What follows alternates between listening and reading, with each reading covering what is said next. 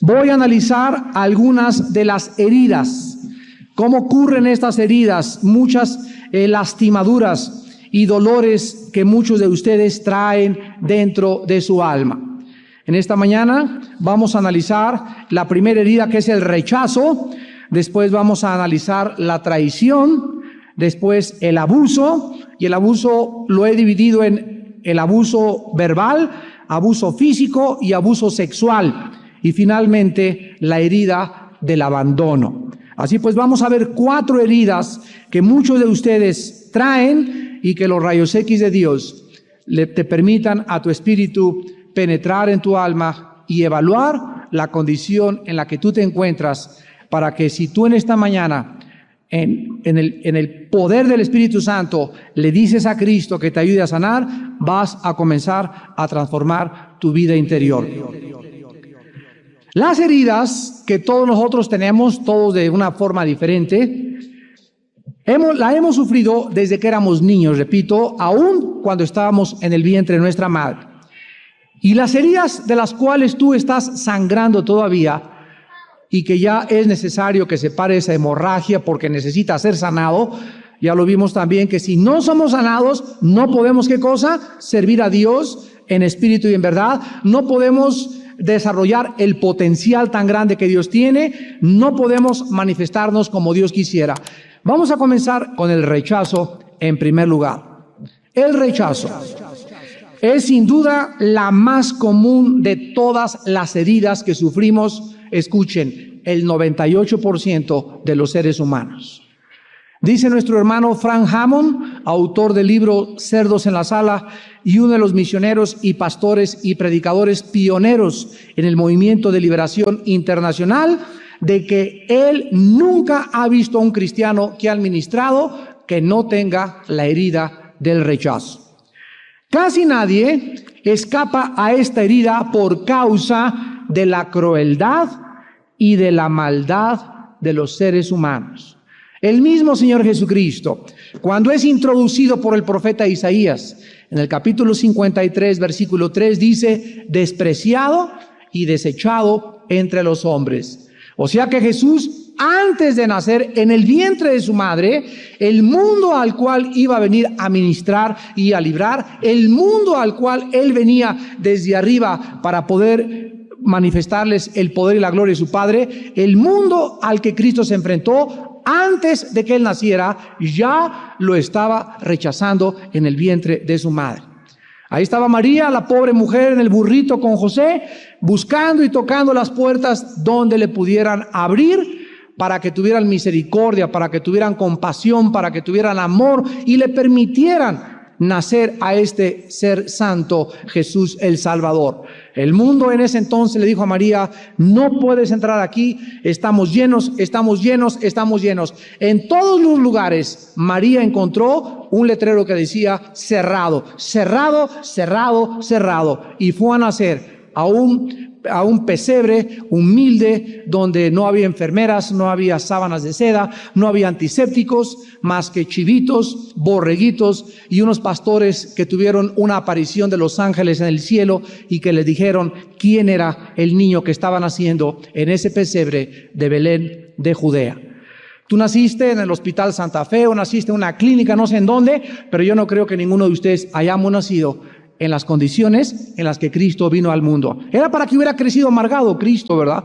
Y para que hubiera crecido resentido contra la humanidad. Sin embargo, encontramos que en la cruz del Calvario gritó desde ese momento: Padre, perdónalos porque no saben lo que hacen. Cristo pues nos enseña a vencer el rechazo desde que nosotros hemos nacido. Muchos psicólogos en Estados Unidos, es increíble esto, pero están aconsejando a jovencitas que desean abortar para no penetrar dentro de sus órganos con instrumental quirúrgico. Ahora están llamando lo que se llama el aborto mental y le sugieren a las muchachas que le hablen al feto y que le digan: te odio, no te quiero, no quiero que nazcas, te odio. Es increíble que este rechazo verbal se convierta en una arma homicida. Esto es ahora la última moda en los hospitales donde permiten el aborto en Estados Unidos. El poder del rechazo es tan grande que una madre puede destruir la vida humana desde que está en su vientre. Muchos de ustedes, sin saberlo, amados hermanos, nacieron rechazados. ¿Qué les quiero decir? Vamos a comenzar, dijimos desde el vientre, que desde que estábamos en el vientre, tal vez tu madre no quiso que tú nacieras. Tal vez dijo, no sé para qué me embaracé, ya tenía 5 hijos y ahora viene la 6ª, ahora viene el 7º. A lo mejor tú fuiste uno de esos niños que tu mamá atravesó el periodo donde estaba traumada, enojada, nerviosa, neurótica. Y entonces tú naces y vienes al mundo y tú no sabes realmente ni te acuerdas cómo estaba tu mamá, pero cuando creces, principalmente al entrar a los 13, 14 años de edad, al entrar a la adolescencia, ahí vuelven a destaparse otra vez y abrirse los traumas y los complejos que traíamos desde que estábamos en el vientre de nuestra madre. Que tú tienes y que aparentemente no tienen explicación, tienen una raíz. Lo hemos visto nosotros principalmente en el Ministerio de Liberación. Demonios que han hablado, yo entré y es mío desde que estaba en el vientre porque su madre me lo dedicó. Y por eso lo quiero destruir y por eso la quiero destruir. Y cuando nos enfrentamos a estos seres espirituales que son reales y que han entrado desde el vientre a muchos seres humanos, nos damos cuenta que estamos ante una revelación sobrehumana. Ante algo que no puede ser probado en un laboratorio, más que, como les digo a muchas personas que no creen, acompáñenme a la clínica y vean con sus ojos lo que es realmente una liberación, para que se den cuenta que esa persona no es ella, hay algo dentro de ella que la hace actuar de la forma que está actuando. Desgraciadamente, la mayor parte de las personas que se oponen a la liberación son las que más necesitan la liberación. Porque ¿de quién crees que son esas voces que te dicen no es cierto, no vayas, esto es mentira, esto no existe? Estas voces son del enemigo, porque el diablo trabaja en tinieblas y a él no le gusta que le corran la cortina y que le muestren quién es él. El diablo tiene que trabajar en las tinieblas porque entonces no puede manifestar su reino si no es a través de la oscuridad. Pero Cristo vino a correr la cortina y el evangelio a revelarnos la luz admirable de su Hijo Jesucristo. El simple hecho de que una madre no desee tener un bebé es suficiente, es suficiente. Estos sentimientos de ti, madre que me escuchas, entran al feto, le comunicas así como le comunicas los minerales y heredan tu carácter o el carácter del abuelo y heredan lunares y heredan cosas físicas y emocionales, también heredamos cosas espirituales. Y todo lo que tú tienes cuando estás embarazada, se lo transmites a tu bebé, se lo transmites aquí adentro en tu vientre. Muchos seres humanos que fueron rechazados desde el vientre y al nacer se convierten, de acuerdo a los psiquiatras, en psicópatas. Uno de los ejemplos más grandes es el del multiasesino llamado Charles Manson o Charles Manson. Este hombre ha sido llamado uno de los criminales más sádicos de nuestra época. Asesinó en una noche en Hollywood, California, en el barrio de Beverly Hills, a 7 personas, entre ellas a una muy famosa que estaba casada con un productor de cine que todavía vive y que es satanista, llamado Roman Polanski, el que hizo la película El bebé de Rosa María. Pues esta muchacha estaba casada con Roman Polanski, que todavía vive. Y entonces estaban en una casa y entraron estos individuos, Charles Manson, con otros 6 o 7 bárbaros, endemoniados de los pies a la cabeza, y los abrieron a todos como si fueran animales. A ella la degollaron, la colgaron de los pies, pusieron con sangre en las paredes cerdos y signos del anticristo, el 666, suásticas de Hitler por todos lados. Pero este muchacho, Charles Manson, que se encuentra todavía en la cárcel, cuando lo entrevistaron, él dijo sus antecedentes desde cuando era niño. Manson nació de una niña de 15 años de edad, o sea, su mamá tenía 15 años de edad, que nunca supo quién fue su papá después de tantos amantes que tuvo su mamá. Y toda su vida, después de que él nació, la muchacha esta de 16 años al nacer él, lo regaló y vivió de casa en casa con diferentes tutores. Cuando cumplió 12 años, fue sentenciado a una pena de 1 año en la cárcel y desde entonces vivió de cárcel en cárcel hasta culminar su más grande crimen en Hollywood. Manson, entrevistado en la penitenciaría de Los Ángeles, dijo lo siguiente: yo soy el diablo en persona, Hitler encarnado, y tiene una suástica aquí tatuada en medio de las 2 cejas, una suástica de los nazis. Este muchacho, pues, que está totalmente poseído por demonios y que nadie puede dudar que es una personalidad totalmente pervertida y distorsionada, es el resultado del odio del mundo, aun cuando él es culpable por no haber querido cambiar de conducta. Tenemos en segundo lugar la traición. La traición en el Salmo 41, versículo 9. La Biblia nos habla mucho, con pocas palabras, respecto a qué es sentirse traicionado. Dice el Salmo 41:9: aún el hombre de mi paz, en quien yo confiaba, el que de mi pan comía, alzó contra mí el calcañar. Y en Mateo capítulo 26, versículos 47 al 50, encontramos de quién está hablando. Dice la Biblia que entonces, mientras todavía hablaba, vino Judas, uno de los 12, y con él mucha gente con espadas y palos de parte de los principales sacerdotes y de los ancianos del pueblo. Y el que le entregaba les había dado señal diciendo: al que yo besare, ese es, prendedle. Y enseguida se acercó a Jesús y dijo: salve, maestro. Y le besó. Y a Jesús le dijo: amigo, ¿a qué vienes? Entonces se acercaron y echaron mano a Jesús y le prendieron. Aquí el Salmo nos está hablando de la herida de la traición. Fue su amigo, su más íntimo colaborador, y es lo que el Espíritu Santo nos quiere dejar impresionado, que realmente lo traicionó. Y preguntamos 2000 años después, ¿y acaso no es así la mayor parte de las veces? La traición regularmente viene de las personas más allegadas a nosotros, de personas en quien hemos depositado toda nuestra confianza. Esta es la razón por la cual es tan dolorosa la herida de la traición. Porque todavía te traicionará el enemigo, una persona que siempre no te ha querido.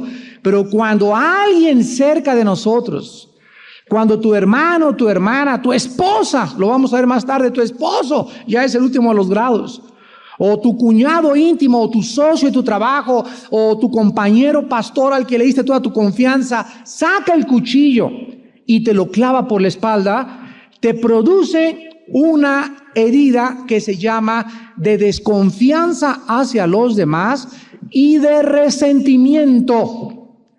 En otras palabras, una persona que no ha sido sanada de la herida de la traición es una persona que desarrolla desconfianza a todo mundo.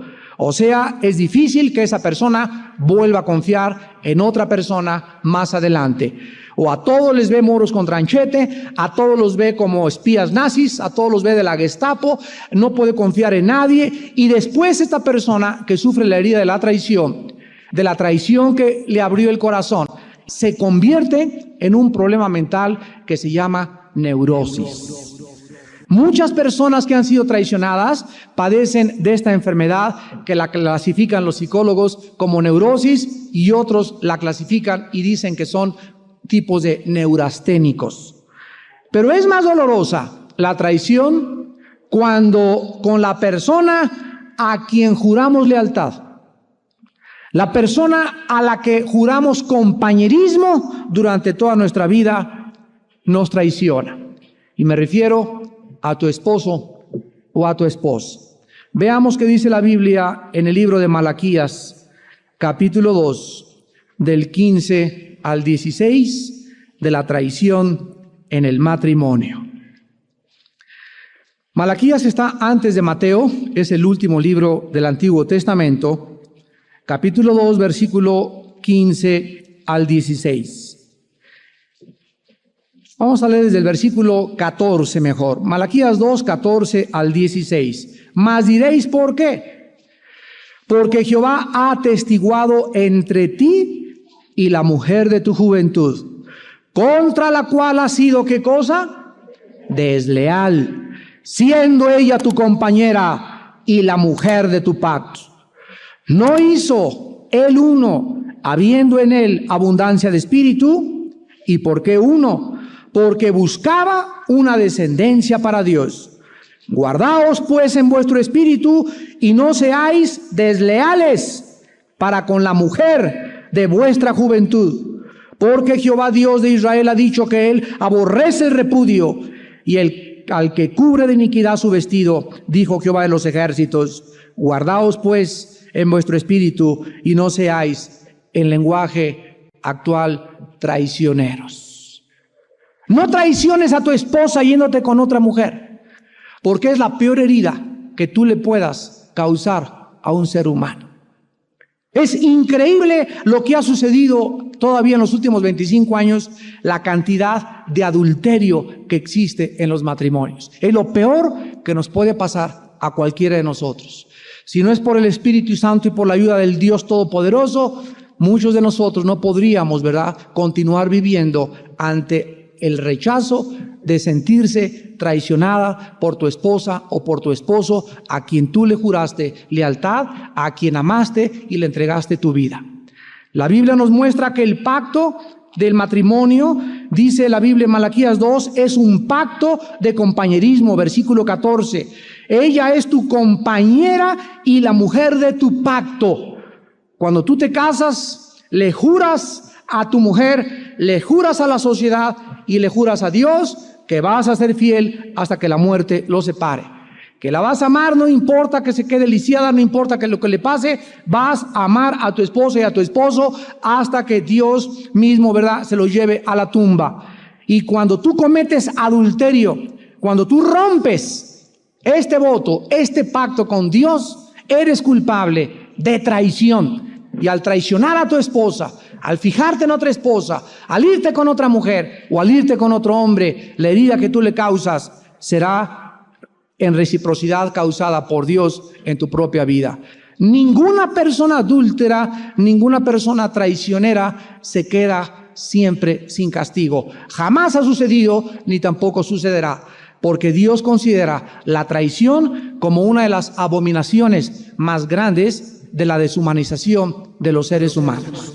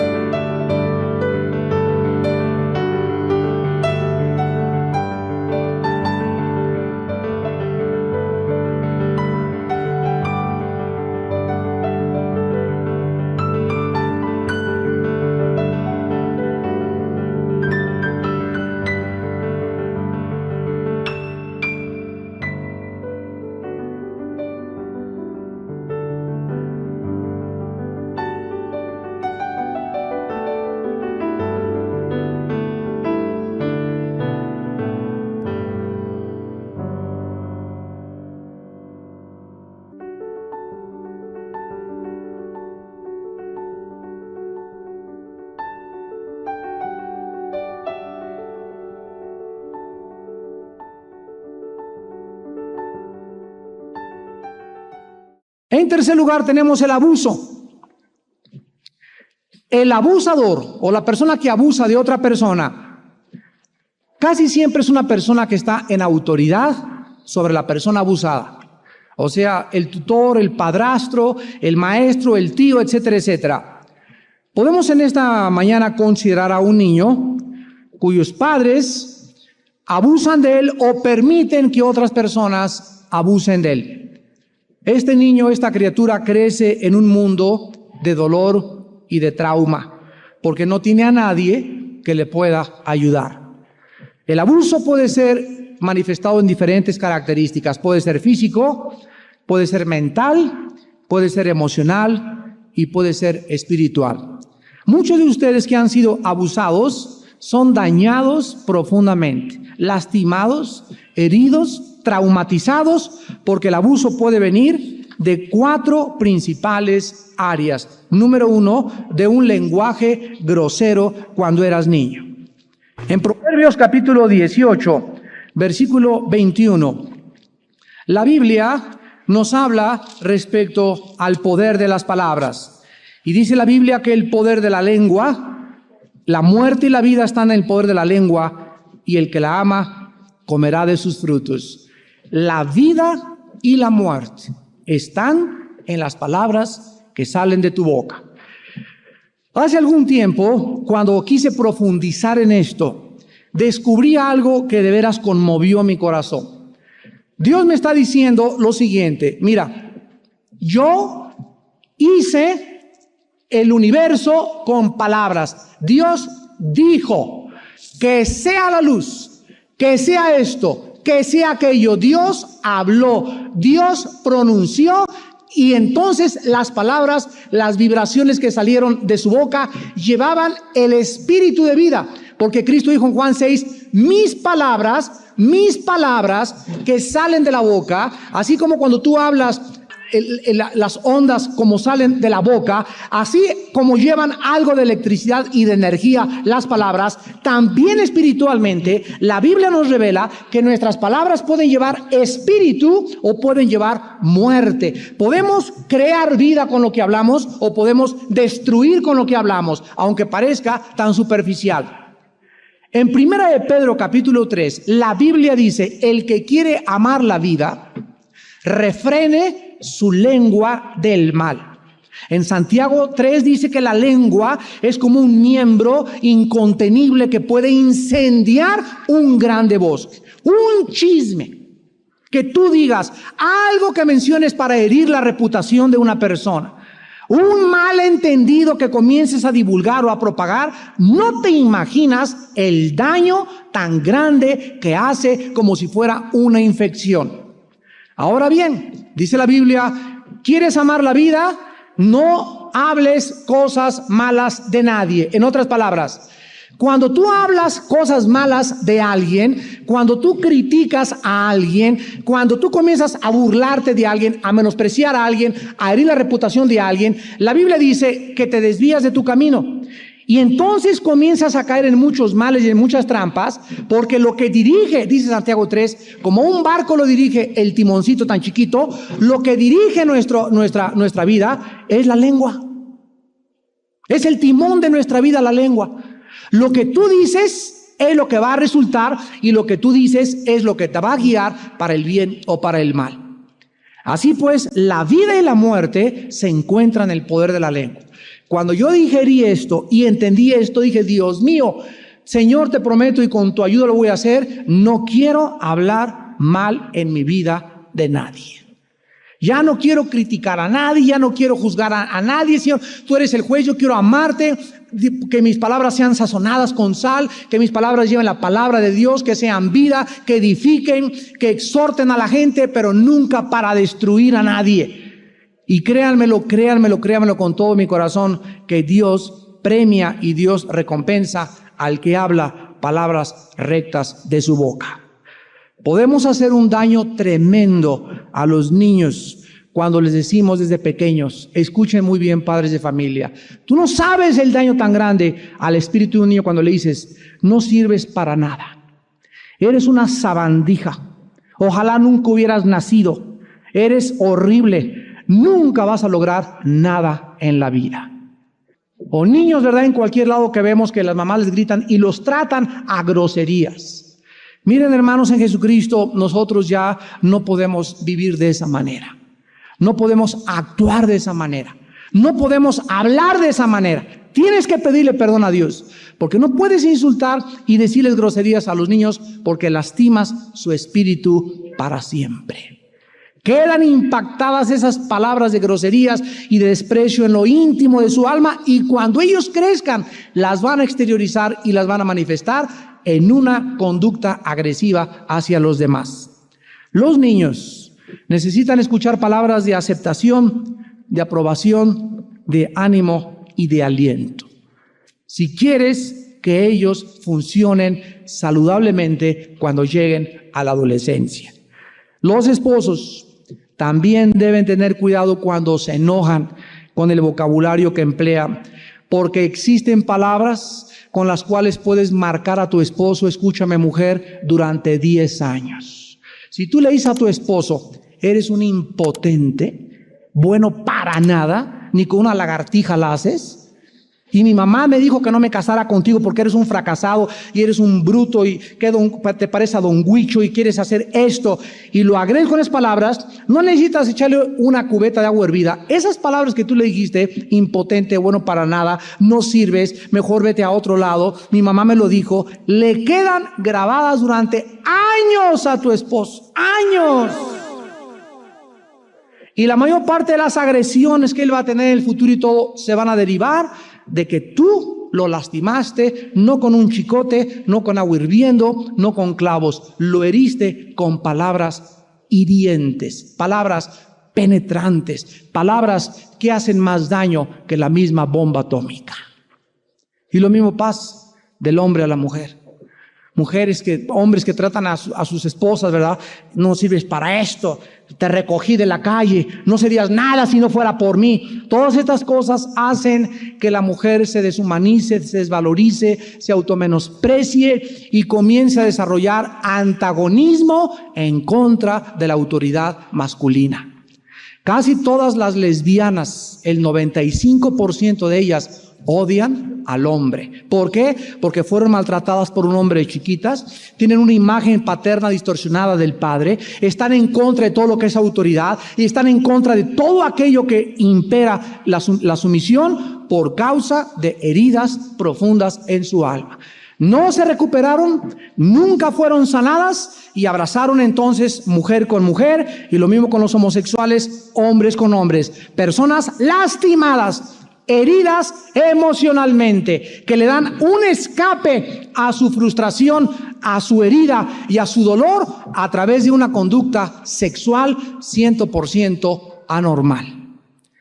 Entonces, unos lo manifiestan con el lesbianismo, otros con el homosexualismo, otros se vuelven ladrones, otros se vuelven criminales, otros se vuelven, pervertidos y depravados sexualmente, como Michael Jackson, que tiene una enfermedad que se llama pedofilia, que significa amor a los menores de edad. Este muchacho no le gustan las muchachas, no le gustan los hombres, le gustan los niños, y nada más con los puros niños se acuesta. Es un muchacho que no debería estar ni siquiera en el espectáculo, pero desgraciadamente la maquinaria, ¿verdad?, la publicidad y los millones de dólares que están detrás de él no detienen a que él pueda seguir ganando dinero. Pero así el mundo está lleno de personas, ¿qué cosa? Enfermas mentalmente, enfermas emocionalmente. Dictadores en Cuba, dictadores en Irak, personas que gobiernan acá, presidentes de la República, enfermos.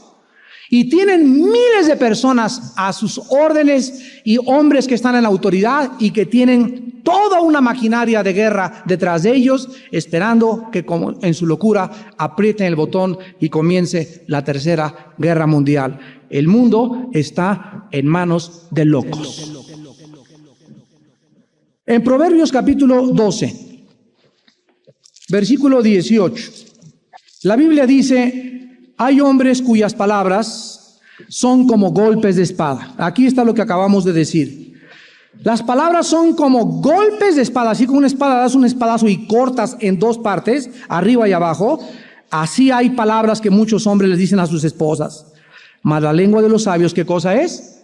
Medicina. Versículo 25. La congoja en el corazón del hombre lo abate, mas la buena palabra lo alegra. ¿Quién quiere, dice la Biblia, estar cerca de una persona amargada? Si tú convives cerca de una persona amargada, te amarga. Si tú vives cerca de una chismosa, te hace chismosa. Si vives cerca de una criticona, te haces criticona. Si estás cerca de una persona que es inconforme y que nadie le gusta, te infecta. Si tú no detienes a esa persona, te infecta. ¿Por qué? Porque sus palabras que salen de su boca llevan veneno. Hagan de cuenta que es como radiactividad que entra a nuestra vida y enferma lo más profundo de nuestro ser, que es el espíritu. Así dice la Biblia. Entonces la palabra alegra. Tú puedes con las palabras causar congoja, puedes causar tristeza o puedes alegrar a una persona. Dice en Proverbios capítulo 15, versículo 1, la blanda respuesta quita la ira, mas la palabra áspera hace subir el furor. En otras palabras, alguien se te atraviesa en periférico y tú te bajas, ya están golpeándose. Y llega el Señor, ¿por qué me golpeó el carro? Y tú le dices, ¿y por qué no? Usted fue el primero. Si tú le contestas igual que como él te está hablando, se van a liar a golpes. La blanda respuesta, si tú hablas calmadamente, a la persona que está con la espada desenvainada, se la vas a quitar. Es lo que dice la Biblia, la sabiduría de la Biblia. La blanda respuesta quita la ira, pero la palabra áspera hace subir el enojo. Vean ustedes el poder de las palabras. Y tenemos otra en Proverbios 25. Dice Proverbios 25, versículo 11, manzana de oro con figuras de plata es la palabra dicha como conviene. Así le debes hablar a tu esposa. Lo que para ti es imposible, para Dios es posible. Y Dios es capaz de volver a hacer que una mujer se vuelva a enamorar de su esposo y que el hombre vuelva a amar a su esposa como se amaban antes de casarse cuando eran novios. Este es el poder del Espíritu Santo. El abuso no solamente es a través de las palabras, también es físico. Y aquí encontramos que se manifiesta en los padres que corrigen a sus hijos con crueldad y con saña y frustración. Quiero decirte que pasó esto y esto, mañana tomamos cárcel en el asunto. Pero no recibas a tu esposo con una ametralladora. Y se me quemó la ropa. Y el perro hizo esto. Y Pepito hizo esto. Y sacó cerdo en la escuela. Porque llega el esposo, ¿verdad? Como, ahora sí, como el Frankenstein, a agarrar a todos por el chongo y a matar a todos y a arrastrar a todos y a golpear a todos. Ahí es donde abusamos físicamente. Y no podemos, como cristianos, ser personas guiadas por nuestras emociones y nuestros sentimientos, porque las emociones nos traicionan y los sentimientos son muy engañosos. La Biblia dice que debemos disciplinar, si es cierto, con vara a los niños, es verdad, porque la necedad está ligada al corazón del muchacho, mas la vara de la corrección lo apartará de él. Pero para poder darle un varazo al niño o para poder darle una nalgada al niño, tiene que ser en el momento adecuado, en el tiempo oportuno y por la razón permitida por Dios. En otras palabras, Pepito, no abras la televisión. Prende la televisión, Pepito. Va la segunda vez, Pepito, que no abra la televisión. La vuelve a prender y tú no haces nada. Ya van 5. Pepito, te estoy diciendo a la quinta vez. Y a la sexta agarras el bate de béisbol y ¡prum! Contra las piernas de Pepito. Le rompe las piernas. Tampoco, ¿verdad? Si tú no a la primera vez ejerces la disciplina, ya es demasiado tarde para ejercerla. Tiene que ser en el momento en que tú lo estás diciendo.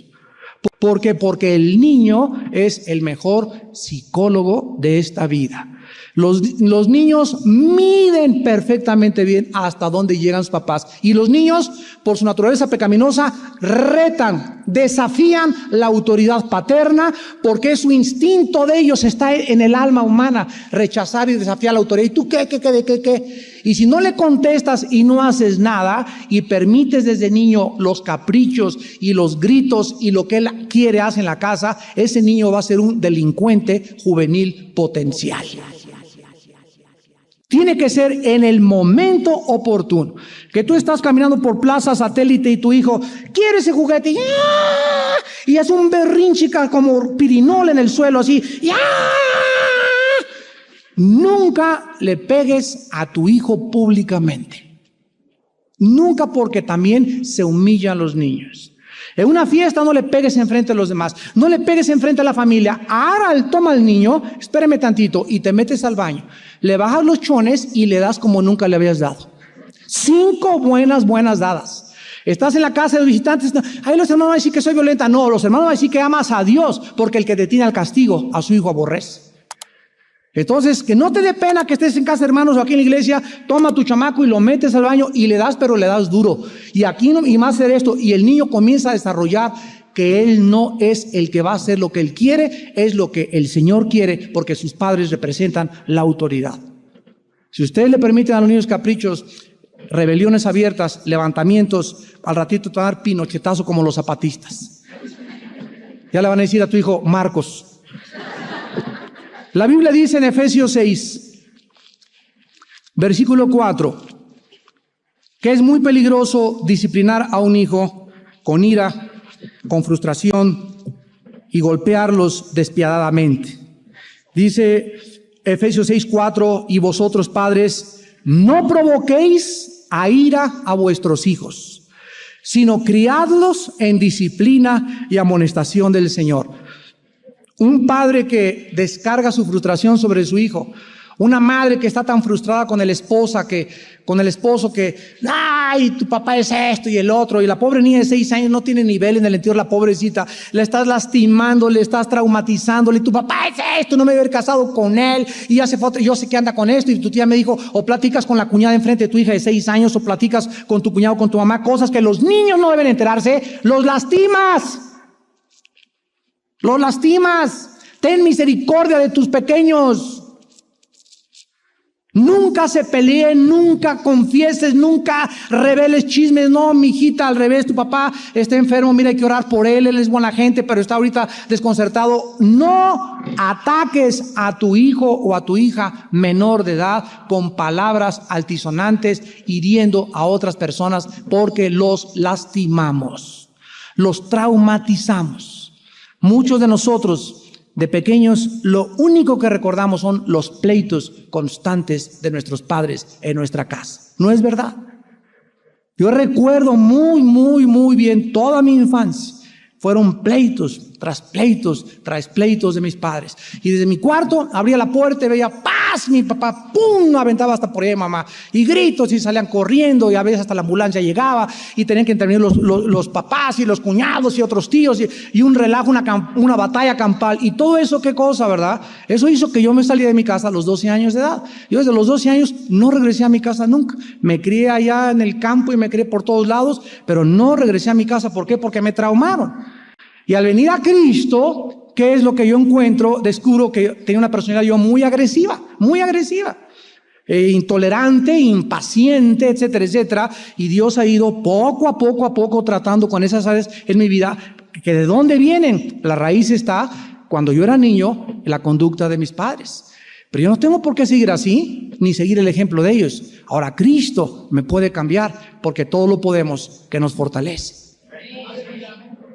¿Ves? Cuando tú sabes más o menos de dónde vienen todas esas cosas, es el grande problema de los psicólogos. Los psicólogos te suben al taburete o te acuestan y te dicen, a ver, bueno, hagan de cuenta que voy al psicólogo. A ver, señor Lucien, ¿cómo fue en su casa? Te dicen, ¿verdad? Te regresan a la infancia. ¿Cómo fue en su casa esto? No, pues fui así. ¿Cómo era tu papá? Era así. ¿Qué imagen tienes de tu mamá? Era así, etcétera, etcétera. Y ya que los psicólogos determinan el origen de tu problema, los psicólogos son muy buenos para poder determinar a través del psicoanálisis cuáles son las causas psicológicas de la conducta del hombre.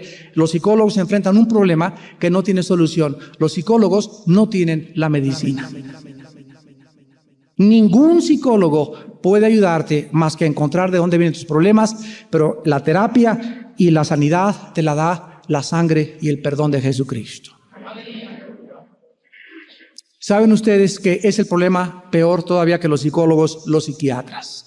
Si el psicólogo es cristiano, te trae a la Biblia y no se imaginan. Mi hermana Tere, que es la directora de la clínica, que tiene 2 doctorados en psicología y dejó la psicología del mundo para usar la Biblia y ayudar a las gentes. Ahí tiene pacientes en la clínica que le van a ver, Tere, yo quiero un psicoanálisis cristiano y quiero que me ayudes, etcétera, etcétera. Pero ¿qué hace mi hermana? Las trae a la Biblia, usa la Biblia y les da la Biblia como medicina, porque no hay medicina más que la palabra de Dios. Cualquier otra medicina son pastillas tranquilizantes. Todos los psiquiatras, 98% de los psiquiatras usan pastillas tranquilizantes. La neurosis, la manía depresiva, la psicosis, psicópatas, esquizofrénicos, neurasténicos, no pueden controlarlos más que con pastillas tranquilizantes o los mandan a la Castañeda o al manicure. Todos los hospitales psiquiátricos están llenos de seres humanos lastimados, con problemas no resueltos cuando eran jóvenes o cuando eran niños, que los demonios toman ventaja sobre esta situación que no ha sido sanada, y cuando vimos la clase pasada, cuando la herida no está sanada, revolotean las moscas y hacen que la infección crezca. Si tú no sanas, mi hermano y mi hermana, tus heridas, y ya deja de culpar a tu padre y a tu madre, a tu exesposa, a tu exesposo, a tu papá, a tu mamá, a los que abusaron, a los que te vendieron, no importa quién ha sido, perdónalos. Hasta que tú perdones, no eres sanado. Amén. Es imposible la sanidad sin el perdón real, voluntario y sobrenatural del Espíritu Santo en nuestro corazón.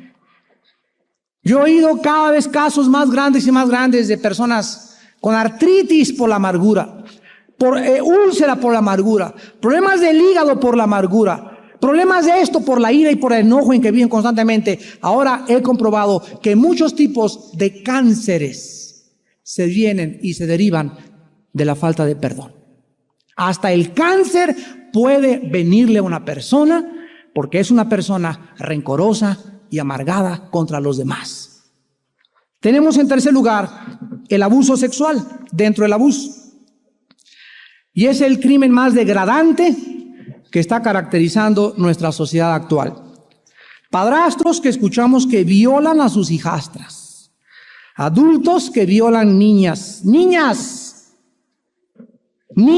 y niñas de todas las edades. Aquí hubo un colegio muy famoso en México. Muy famoso de curas maristas, que encontraron al director, su director en los campamentos de Boy Scouts violando a todos los niños. Fue un escándalo, cerraron el colegio un año, ya volvieron a abrirlo otra vez. Encontramos esto en los conventos, encontramos esto en los monasterios, monjas siendo violadas o violándose entre ellas, lesbianismo, homosexualismo. Todos estos desajustes mentales y emocionales. Una persona que no funciona bien sexualmente es una persona que tiene un problema con su personalidad grave. Porque nuestra sexualidad es afectada desde que éramos niños. A lo mejor te violaron, a lo mejor fueron 5 hombres, a lo mejor fue tu padre, pero de alguna u otra forma tenemos que sanar, porque las heridas sexuales son heridas que marcan a la gente más que cualquier otra herida, porque cuando la persona se case va a sufrir en su matrimonio si no está sanada, y no se va a poder manifestar ni a conducir como una mujer normal o como un hombre normal, y ahí en el matrimonio el 85% de los divorcios vienen de problemas sexuales. ¿Sabían eso? El 85% de los divorcios en Latinoamérica principalmente tienen su origen en problemas de falta de acoplamiento sexual en el matrimonio, donde ella llega y él la trata como un objeto y como una basura y nomás la usa, y como botella desechable la usa y ya no sirve para nada. Acaban de tener relación sexual y se va, y ella está traumada, desarrolla frigidez, su padre nunca la quiso, él no la quiere comprender, no quiere darle un tratamiento, no la quiere llevar a una terapia, y entonces ¿qué es lo que pasa? Se hace una brecha entre los dos emocional por el sexo. Porque nosotros los hombres necesitamos el sexo en el matrimonio. Dice 1 Corintios 7, por causa de las fornicaciones, cada quien tenga su propia mujer. Es mejor casarse que quemarse. Entonces, como el hombre tiene el impulso sexual, ¿verdad? Y muchos no quieren andar arañando las paredes. Dios nos dice, dentro del matrimonio, úsalo todo lo que quieras. La mujer tiene que entender esto también, y la mujer tiene que saber cómo acoplarse con el hombre. Pero si no hay este acoplamiento y este entendimiento, se levantan murallas de silencio entre los dos que separan a la pareja, y ahí los ves juntos y lo que quieras, y no es cierto. Están divorciados emocionalmente desde hace mucho tiempo. Porque si en un matrimonio no funciona la sexualidad, tienes todo para divorciarte en los próximos meses. Si ustedes no están a gusto sexualmente el uno con el otro, están teniendo al enemigo dentro de su campamento en su mente. Tienes que arreglar tu problema lo más rápido posible. Cristo te puede ayudar, Dios te puede ayudar. Tienes que encontrar la raíz, tienes que poder buscar la forma. Pues tenemos consejería aquí, tenemos consejería en el norte. Busquen las parejas ayuda consejera. Para eso estamos, para con la Biblia ayudarlos. Para eso no vamos a ir a Acapulco al seminario, para que ahí 3 días hablemos de esto. Los hombres vamos a tener los hombres, las mujeres con las mujeres, y vamos a abrirnos de capa y a decir: a mí me pasa esto y quiero que me ayuden. Somos sinceros, somos hermanos en Cristo. Nadie se va a enterar a menos que lleven grabadoras. Pero estos seminarios tienen ese problema: fortalecer matrimonios que están al borde ya de la bancarrota. ¿Por qué? Porque sexualmente no pueden comprenderse, o hay traumas de ella o traumas de él, que él no sabe cómo tratarla, ella no sabe cómo responder, él no sabe cómo mejorarla, y entonces sobreviene la separación traumática emocional. Personas que han sido depravadas con la masturbación desde que entraron a la edad de la pubertad. Dice la Asociación de Psicología de Los Ángeles, California, que el 65% de las personas que están en la cárcel con problemas sexuales, o sea, violadores de niños, de mujeres, etcétera, asesinos sexuales, vienen de personas que usaron la masturbación excesivamente en la juventud. ¿Y de dónde creen ustedes que viene la masturbación? Viene de la pornografía. Los jóvenes ven revistas, pero en cualquier lado se las venden. En la televisión todo es sexo, todo es absolutamente degradación e inmoralidad. Y comienza el muchacho a masturbarse, comienzan las niñas a masturbarse con revistas de hombres también, y se casan. ¿Y qué pasa? Están acostumbrados a un ciclo sexual de autocomplacencia, y al casarse ellos no pueden complacer a la otra persona, o porque tienen eyaculación prematura, o porque no les gusta la forma. Les gustó más el vicio que adquirieron, y vienen problemas en el matrimonio sexualmente hablando. ¿Y dónde está la raíz? En una masturbación prematura, y que se convirtió en una depravación y una degradación. Las personas que usan la masturbación y la pornografía van más intensamente, y más intensamente es como la droga. La pornografía crece hasta que te degenera y te deprava. Los homosexuales no son así desde que nacieron, ni tampoco desde jóvenes. Hay muchos que caen en la homosexualidad a los 30, 40, 50 años de edad, porque están hartos, porque no pueden complacer a la mujer, porque no están satisfechos, y creen que el hombre o con un hombre van a encontrar lo que Dios quiere que lo encuentren en el sexo opuesto. La Biblia nos dice en Efesios capítulo 4, versículo 17 al 19. Esto les digo y les requiero en el Señor, que ya no anden como los otros gentiles que andan en la vanidad de su mente, teniendo el entendimiento entenebrecido, ajenos de la vida de Dios por la ignorancia que en ellos hay, por la dureza de su corazón, los cuales, fíjense ustedes el proceso, después que perdieron, ¿qué se pierde primero? La sensibilidad. Una vez que pierde la sensibilidad, se entregan al segundo paso, a la lascivia, que son los pecados sexuales. Y dice aquí, para cometer con avidez toda clase de impurez.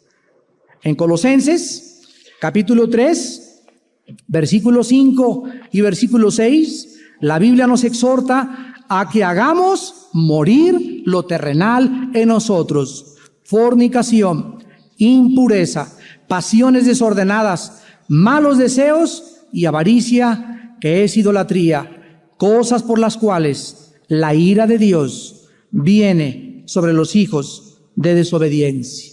Dios no va a poder ayudar a un joven, Dios no va a poder usar a un hombre, Dios no puede utilizar a una mujer con problemas sexuales. No puedes en la obra de Dios servir a Dios con problemas sexuales. Lo puedes hacer en la carne, y tú puedes creer que estás sirviendo a Dios, pero Dios no te está usando a ti, porque Dios es un Dios santo. Apártese de iniquidad todo aquel que invoca el nombre del Señor. Límpiense los que llevan los instrumentos de Jehová. Sean santos como yo soy santo, dice el Señor. Y la gente no entiende eso, que la santidad es pureza. La santidad es limpieza.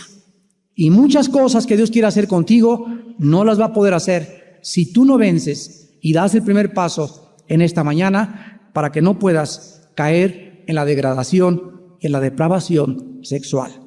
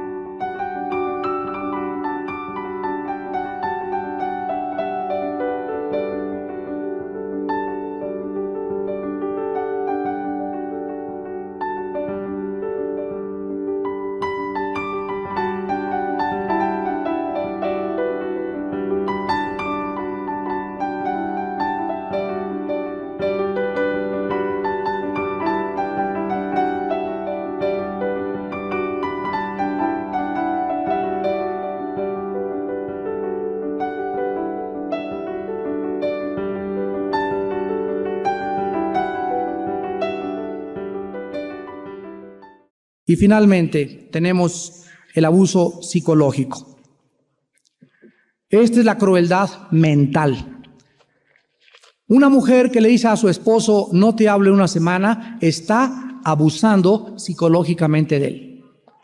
Un hombre que castiga a su esposa con no hablarle, el silencio en el matrimonio es abusar psicológicamente el uno con el otro.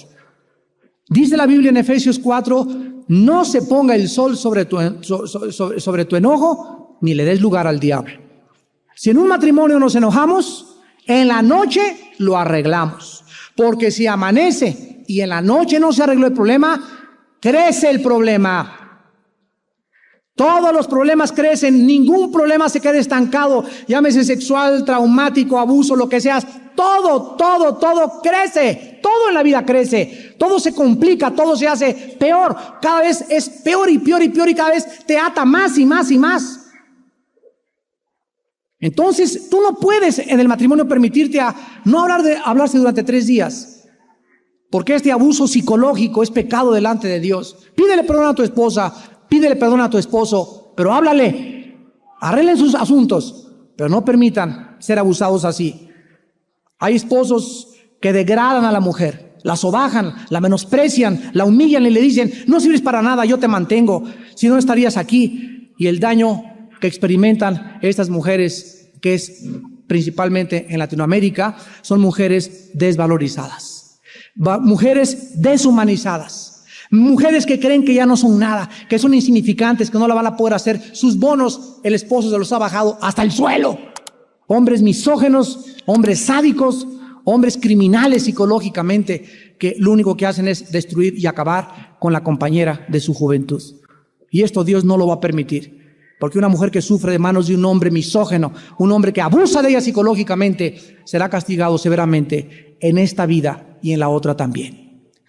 En esta mañana, Dios quiere que nosotros no nos sintamos abandonados, que no nos sintamos lastimados, porque la Biblia dice en Isaías 61 que el Mesías Jesucristo, el Hijo de Dios, vino a predicarnos buenas noticias, vino a vendar a los quebrantados, vino a publicar libertad a los presos y les vino a abrir la cárcel a muchos de ustedes que están cautivos. Es Jesús el Redentor. Cristianos que me escuchan, no se conformen solamente con que ya fui salvo, ya creí, ya no. Ya fuiste salvo, ya creíste, ahora transforma tu manera de pensar.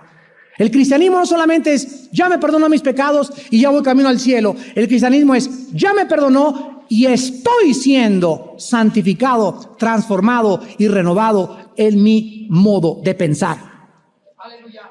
La Biblia nos dice que no nos conformemos, Romanos 12:2, al mundo, a los moldes del mundo, que transformemos nuestra mente. Dice 2 Corintios 3:18, somos transformados mirando cara a cara la gloria de Dios. Mirando la Biblia, somos transformados. Mirando la Biblia, somos transformados, porque las palabras que salen de la Biblia son espíritu, que llegan a nuestro espíritu, lavan nuestro espíritu, limpian nuestro espíritu. Es mertiolate que sale de la Biblia y sana tus heridas de tu alma. La Biblia tiene alcohol como un antiséptico que sana aquí dentro las heridas, lo que está sangrando, las cicatrices, que el psiquiatra ni los tranquilizantes, nadie más que la palabra de Dios te puede transformar. La palabra de Dios es limpia, que limpia el corazón. En ella somos santificados, en ella somos transformados, en ella podemos encontrar la vida eterna. Y tú en esta mañana necesitas venir a la cruz del Calvario. Y estoy hablándoles a los cristianos. Así es. El cristiano ya vino a la cruz, donde nuestros pecados fueron perdonados. El cristiano sigue viniendo diario a que la sangre de Cristo nos limpie de toda maldad.